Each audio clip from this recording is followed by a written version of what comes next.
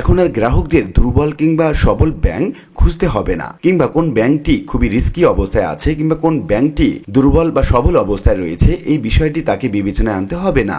কেননা যে কোনো ব্যাংক বা আর্থিক প্রতিষ্ঠানকে সাময়িকভাবে মালিকানায় নিতে পারবে সরকার, এবং যে কোনো ব্যাংকের গ্রাহকদের আমানত সুরক্ষিত রাখার দায়িত্ব নেবে সরকার। যদি কোনো একটি ব্যাংক দুর্বল হয়ে যায় এবং দেউলিয়া হওয়ার পথে এগিয়ে যায়, তাহলে সেই ব্যাংকটিকে মালিকানায় নেবে সরকার এবং সেই আমানতকারীদের টাকা সুরক্ষিত রাখবে সরকার। তো এটা দুর্বল বা সবল যে কোনো ব্যাংকের গ্রাহকদের জন্য একটি দারুণ সুখবর হতে চলেছে।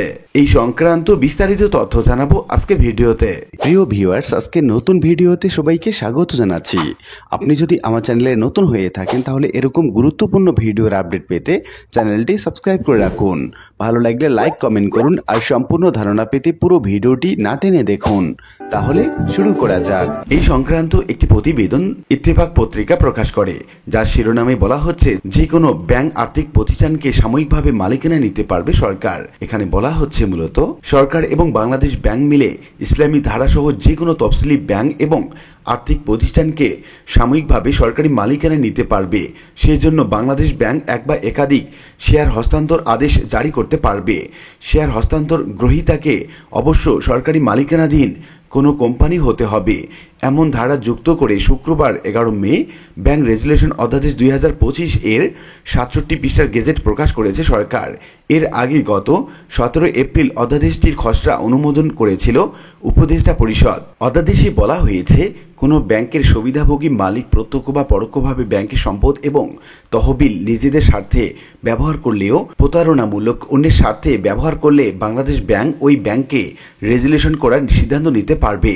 রেজুলেশন মানে হচ্ছে সংশ্লিষ্ট ব্যাংকের বিরুদ্ধে যে কোনো ধরনের ব্যবস্থা নেওয়ার সক্ষমতা। সুনির্দিষ্ট কারণ দেখিয়ে দুর্বল যে কোনো ব্যাংকে অস্থায়ী প্রশাসক নিয়োগ দিতে পারবে বাংলাদেশ ব্যাংক। অধ্যাদেশ এমন ধারা যুক্ত করা হয়েছে। শুধু তাই নয়, ওই ব্যাংকের বিদ্যমান শেয়ারধারী বা নতুন শেয়ারধারীদের মাধ্যমে মূলধন বাড়াতে পারবে। ব্যাংকের শেয়ার, সম্পদ এবং দায় তৃতীয় পক্ষের কাছে হস্তান্তর করার সুযোগও থাকছে এই অধ্যাদেশে।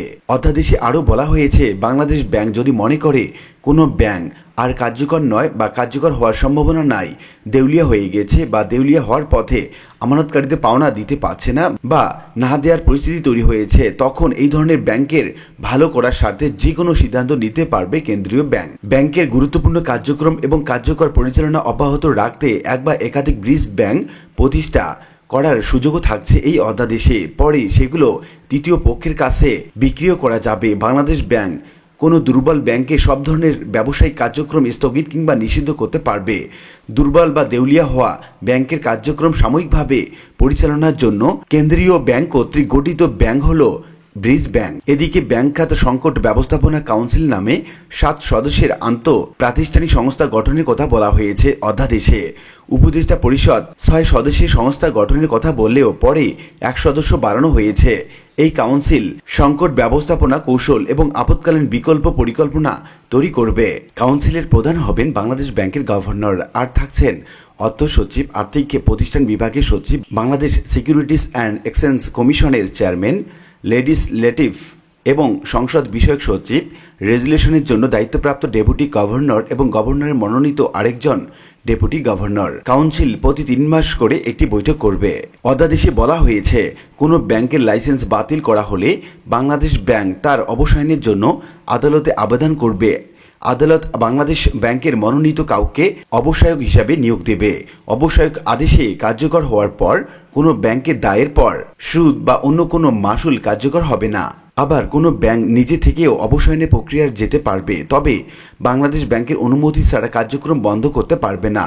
লাইসেন্স প্রত্যাহারের সিদ্ধান্ত কার্যকর হওয়ার 7 কর্মদিবসের মধ্যে আমানত এবং 2 মাসের মধ্যে অন্যান্য দায় পরিশোধ করতে হবে। এতে আরও বলা হয়েছে যেসব ব্যক্তি কর্ম নিষ্ক্রিয়তা এবং সিদ্ধান্তের কারণে যদি কোনো ব্যাংক ব্যর্থ হয় এবং ব্যাংকের ক্ষতি হয়, সেই জন্য তারা ব্যক্তিগতভাবে দায়ী থাকবেন। অধ্যাদেশের আওতায় জারি হওয়া বিধিবিধান অমান্যকারীদের 50 লক্ষ টাকা জরিমানা গুনতে হবে। বিধান অমান্য করা হলে প্রতিদিনের বিলম্বের জন্য গুনতে হবে 5,000 টাকা করে বাড়তি জরিমানা। তো উল্লিখিত বিভিন্ন আলোচনা থেকে আমরা এটুকু বলতে পারি যে যে কোনো ব্যাংক বা আর্থিক প্রতিষ্ঠানকে সাময়িকভাবে মালিকানা নিতে পারবে সরকার। এটা বিশেষ করে দুর্বল ব্যাংকের গ্রাহকদের জন্য একটা দারুণ সুখবর হতে চলেছে, কারণ তাদের আমানতের যে টাকা সেটা দায়ভার সরকারের উপরে বর্তাবে এবং সেই ব্যাংকগুলোকে নতুন করে চাঙ্গা করার দায়িত্ব নিতে পারবে সরকার। আর এই জন্য দুর্বল ব্যাংকের গ্রাহকদের জন্য কোনো দুশ্চিন্তার কারণ নেই, বরং তারা নির্দ্বিধায় যে কোনো ব্যাংকে আমানত রাখতে পারবে। আশা করি বিষয়টি বুঝতে পেরেছেন। আর আজকের ভিডিওটি এ পর্যন্তই। আশা করি ভিডিওটি আপনাদের ভালো লেগেছে। ভিডিওটি ভালো লাগলে লাইক কমেন্ট করতে ভুলবেন না। দেখা হবে অন্য কোনো ভিডিওতে। সে পর্যন্ত সবাই ভালো থাকবেন। ধন্যবাদ।